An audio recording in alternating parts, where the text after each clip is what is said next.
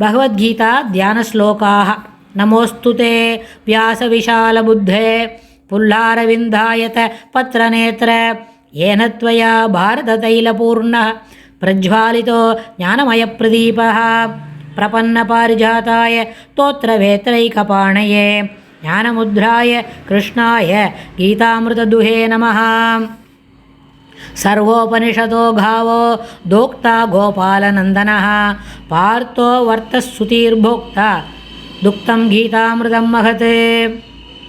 वसुदेवसुदं देवं कंसचाणूरमर्दनं देवकी परमानन्दं कृष्णं वन्दे जगद्गुरुम्. அடுத்தது 13வது ஸ்லோகம். महात्मानस्तु मां पार्थ दैवीं प्रकृतिमाश्रिताः भजन्त्यनन्यमनसो ज्ञात्वा भूतादिमव्ययम्. महात्मानस्तु मां पार्थ दैवीं प्रकृतिमाश्रिताः भजन्त्यनन्यमनसो ज्ञात्वा भूतादिमव्ययं. भजन्त्य अनन्यमनसः ज्ञात्वा भूतादिम् अव्ययम्. இதில் பெருமாள் இந்த மாதிரி ஒரு அன்வய கிரமத்தில் சொல்லி சொல்கிறார்.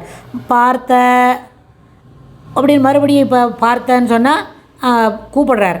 அர்ஜுனனை கூப்பிட்டு மகாத்மானஸ்து, இப்போது சென்ற ஸ்லோகத்தில் சொன்னார் ஆசுரிம் அப்படின்னு சொல்கிறார். என்ன?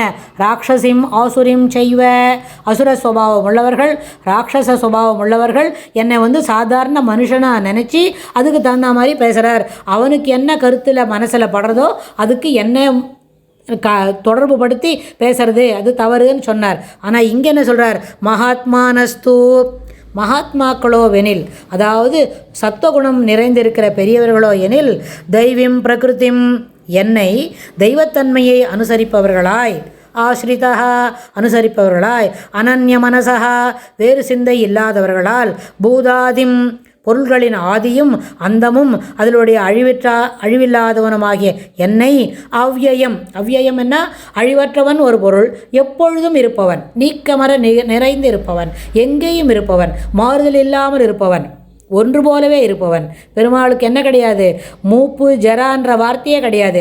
எப்பவும் அவர் என்ன பண்ணுவார்? ஒரே தோற்றத்தோடு இருப்பார். அதனால் அவ்யயம் என்றும் ஒருபோல் இருப்பவன் என்னை, அதாவது அந்த ஸ்ரீகிருஷ்ண பரமாத்மனை எப்படி இருக்கணும்?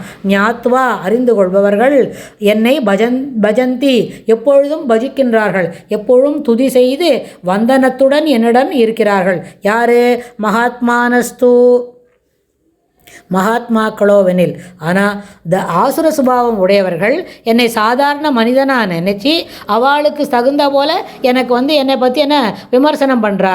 ஆனால் மகாத்மாக்கள் அப்படின்னு சொன்னால் என்னை அவ்யயம் எப்பொழுதும் எங்கும் நிறைந்திருப்பவனாய் அழிவற்றவனாய் நினைத்து என்னை பஜிக்கிறார்கள், என்னை உபாசனை செய்கிறார்கள் என்று கூறுகிறார். அதனால தான் நாரத பக்தி சூத்திரத்தில் ஒரு விஷயம், அந்யாஸ்ரயானாம் தியாகோ அனன்யதாக, அதாவது அவனை தவிர வேறொன்றையும் நாடாதவராய் இருப்பவர்கள், அதுவே அனன்யத்துவம்.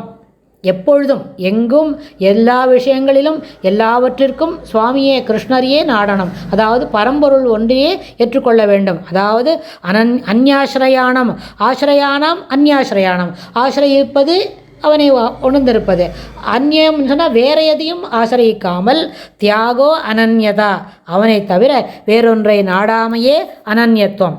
இதுக்கு ஒரு சின்ன உதாரணம் ஒன்று சொல்லலாம். ஒரு உலகப்பற்றிலேயே உழல்பவர்கள் ஒரு சாதாரண ஒரு சின்ன சின்ன புழு பூச்சி சாதாரணமாக ஒரு அப்படின்னு சொன்னால் அது அதுலேயே இருக்கும். ஒரு பட்டாம்பூச்சி என்ன கூட அது என்ன பண்ணும்? பூவில் மட்டும்தான் உழண்டிருக்கும், அதுக்கு வேற பற்றி எதுவும் தெரியாது. ஒரே மாதிரி ஒரு தேன் உறிஞ்சிருத்துன்னு சொன்னால் அந்த அதுபோல் சுவை உள்ள தேன் எத்தனை கிலோமீட்டர் தாண்டி கிடைச்சாலும் அங்கேயே தான் போகும், வேறு எதை பற்றியும் நாடாது, அது ஒன்றிலே தான் ஈடுபாடு கொள்ளும். ஆனால் அதிலேயே பறந்து அதிலேயே உழன்று அதிலே தன் வாழ்நாளை முடித்து கொள்கின்ற சாதாரண பூச்சி புழுவுக்கும் அதுக்கும் ஒரே மாதிரி. ஆனால் பக்தி சாதனங்களை பயில்வதுடன் உலக இன்பங்களையும் நாடுபவன் ஒரு சமயம் அது மாதிரி சாதாரண விஷயத்தில் இருந்துட்டு அப்புறம் கொஞ்சம் கழிச்சு பெருமாள்டையும் பக்தி பண்ணுறான், ஸ்லோகம் சொல்கிறான், பஜனம் பண்ணுறான் அப்படின்லாம் ஏற்றுக்கொள்ள முடியும். ஆனால் ஒரு நல்ல பூவின் மீது உட்காரும் ஒரு வண்டு, ஒரு தேனி, அது என்ன பண்ணுன்னு கேட்டால், அதே போல் பூ இருக்கிறது எங்கே கிடைக்குமோ அது எத்தனை தூரத்துக்கு போயிருந்தாலும் அந்த அளவுக்கு தன் ரீங்காரம் பண்ணிக்கொண்டு அவ்வளோ தூரம் சென்று அந்த பூவின் நறுமணத்தை நுகர்வதற்கும் அதில் உள்ள தேன் மதுவை பருகுவதற்கும் அது எப்படி ஒன்று போலவே தேடிக்கொண்டு செல்லுமா போலே நம்மளும் என்ன பண்ணோம், மகான்களோ எனில் தேனை தவிர வேறொன்றையும் குடிக்காத ஒரு வண்டுக்கு சமம், தேனை தவிர வேற ஒன்றையும் பருகாத தேனீக்களுக்கு சமம். பூவின் நறுமணத்தை ஒரே மாதிரி உள்ள வாசனையை நுகர்ந்து கொள்வதை தவிர வேறொன்றையும் தேடாத ஒரு வண்ணத்து பூச்சிக்கு சமம் அப்படின்னு சொல்லலாம். அதாவது ஒன்று போல குணாதிசயங்களை உடைய இறைவனின் சகுணம் கல்யாண குணங்களை அனுபவிப்பதில் சிறப்பான எண்ண ஓட்டங்களை கொண்டவர்கள் மகாத்மாக்கள் என்று சொல்லி பெருமாள் இந்த இடத்துல அந்த மகாத்மாக்களோட சிறப்பை சொல்கிறார் அர்ஜுனனுக்கு. இதனுடைய விரிவாக்கத்தை அடுத்த ஸ்லோகத்தில் சேவிச்சுக்கலாம். ஸ்ரீ கிருஷ்ணாய துப்யம் நமஹ.